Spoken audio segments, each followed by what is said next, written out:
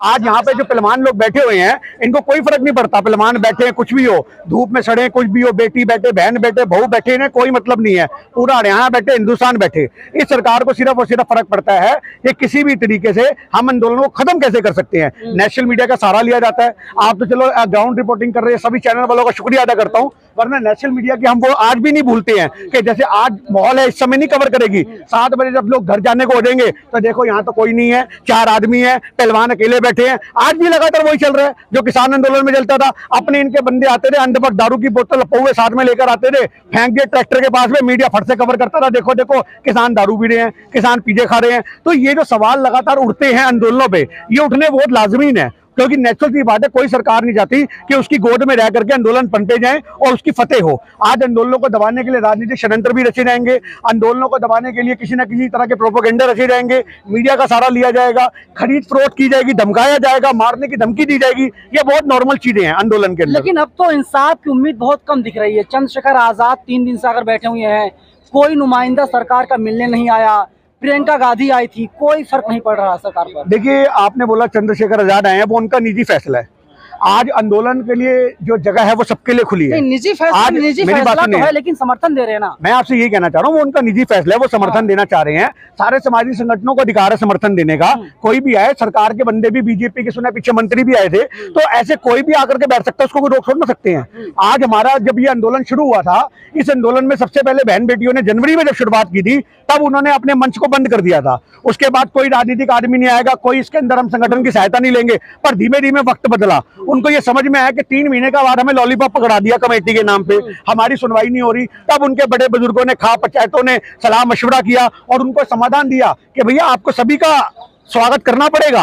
अगर आप सबका स्वागत करोगे तभी सरकार पे नैतिक दबाव बनेगा, जगह जगह आवाज पहुंचेगी। अब चंद्रशेखर रावण की आप बात कर रहे हैं, उन्होंने भी बोला कि गांव-गांव के अंदर हम इस वर्चस्व को मजबूत करेंगे। उनका संगठन है, उनकी आजाद पार्टी है, क्या वो पार्टी के माध्यम से करें, भीम आर्मी के माध्यम से करें, वो कैसे भी करें, उनका एक टारगेट होगा कि आवाज जो है बहनों की हम गाँव तक लेकर के जाएं। तो सरकार के कान पे शायद जू रहेंगी। एक अखबार है इंडियन एक्सप्रेस, उसकी रिपोर्ट आई है, उसमें लिखा गया है कि पिता के तुल्य है ये जो है बृजभूषण सिंह। देखिए, पिता के तुल्य क्या, पिता बलात्कारियों में लिप्त नहीं होते। आपको मैं कितने क्राइम पेट्रोल के ऐसे एपिसोड निकाल करके दिखा दूं जहां पे मेरी बात सुन लो, ऐसा मनगढ़ंत है। अच्छा, क्राइम पेट्रोल मनगढ़ंत है, चैनल बंद करवा देंगे क्राइम पेट्रोल वाले। भाई साहब, पूरी FIR की कॉपी होती है उनके पास। ऐसा मत बोलो कि मनगढ़ंत है। क्राइम पेट्रोल सच्ची घटनाओं पे बनते हैं, वो कोई स्वाद लेने के लिए नहीं बनते। वो अलग बात है कि उसके अंदर एक मेम सी औरत ले लेंगे, वो अलग बात है, उसके अंदर कोई कलाकार ले लेंगे और उसको रंगमंच का सजा करके दिखाया जाएगा। पर क्राइम पेट्रोल की जो घटनाएं होती हैं वो सच्ची होती हैं, वो भारत के किसी ना किसी हिस्से के अंदर घटी होती हैं। तो आज हम लोग कितने आंदोलनों में देखते हैं, कितनी जगहों में देखते हैं कि ऐसी घटनाएं, आप ये मान लो गाँव देहातों के अंदर चाचा ताऊ बूढ़े गांव के कोई ना कोई लिप्त होता है इन चीजों के अंदर। आज हिंदुस्तान एक वो देश बन चुका है जहां पे 9 महीने की बच्ची से लेके 90 साल की औरत, बुढ़ी औरत नहीं छोड़ी जाती। आप समझो जिस बात को, जिस देश के अंदर गोद की बच्ची, बात को समझो, और जो सहारा लेकर के चलने वाली अम्मा वो बलात्कार का शिकार हो जाए, तो उसके अंदर जो 15 साल 16 साल 17 साल की छोटी बच्चियां प्रैक्टिस करने जाती हैं, उनका शोषण होना कौन सी बड़ी बात है। तो आप समझो इस बात को। शोषण, धीरेन्द्र शास्त्री नाम सुना है आपने? बिल्कुल सुना जी। आजकल वो पटना में है, वो सबका पर्चा निकाल रहे हैं, आप लोग क्यों नहीं चले जाते वहाँ पर? पर्चा निकलवा लीजिए, कब इंसाफ मिलेगा, तारीख पता चल जाएगी। देखिए, उनका परिचय क्या निकलवाएं, वो एक हमारी नजर में तो देखो धर्म के नाम पे लोगों को भटका रहे हैं।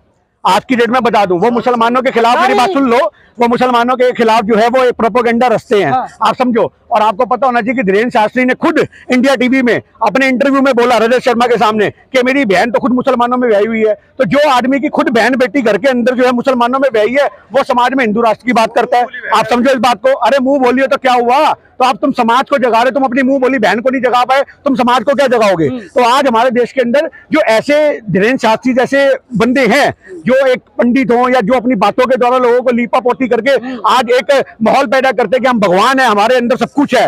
आज ये लोग, मैं आपको बता दूं, सिर्फ और सिर्फ षड्यंत्र करते हैं। धर्म सिर्फ एक ही है, सनातन धर्म, और उसमें गीता में जो लिखी बातें हैं उसको इंसान को मानना चाहिए। आज की डेट में इन लोगों की, मेरी बात को याद रखना, इन लोगों की रोटी चल रही है प्रवचनों के माध्यम से और कुछ नहीं है। आस्था के नाम पे लोगों को लूटा जा रहा है। इनके आप शो में जाओ, आप आसाराम बापू के शो में जाओ या किसी के शो में जाते थे, तो इनके यहाँ पर्चियां करती थी मोटी मोटी। आप समझो, चंदे ले लेके जमीनें बना ली इन लोगों ने। तो इन लोगों के बारे में मत बोलो। आज ये लोग धर्म गुरुओं के नाम पे एक बिजनेस करते हैं, व्यापारी है। डर क्यों रहे आप इतना? देखिए हिंदू राष्ट्र से क्या मतलब है, आपसे मैं पूछता हूँ हिंदू राष्ट्र की शर्तें बताओ।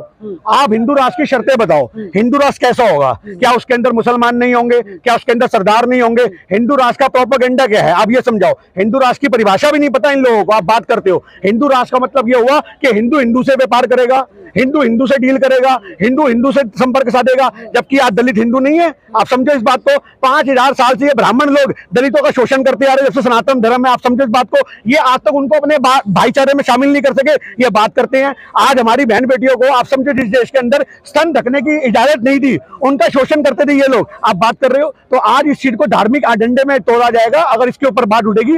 पर इन शॉर्ट में हिंदुस्तान सिर्फ और संविधान से चल सकता है, किसी एक राष्ट्र से।